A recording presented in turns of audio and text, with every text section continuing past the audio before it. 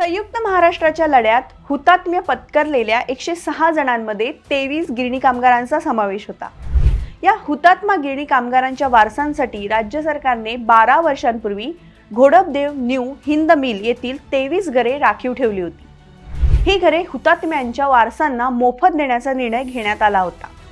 त्यांच्या वारसांचा शोध घेत पात्रता निश्चिती करण्याची जबाबदारी गृहनिर्माण विभागावर सोपवण्यात आली होती।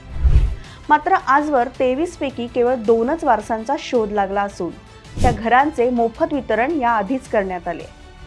21 वारसांचा शोध लागत नसल्याने ही घरे रिक्तच आहेत।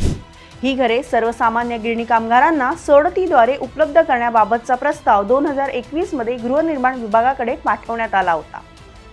हा प्रस्ताव मान्य करून राज्य सरकारने घोडपदेवमधील 21 घरे गिरणी कामगारांच्या सोडतीत समाविष्ट करावी असे पत्र गृहनिर्माण विभागाने 19 जून 2023 रोजी म्हाडाला पाठवले।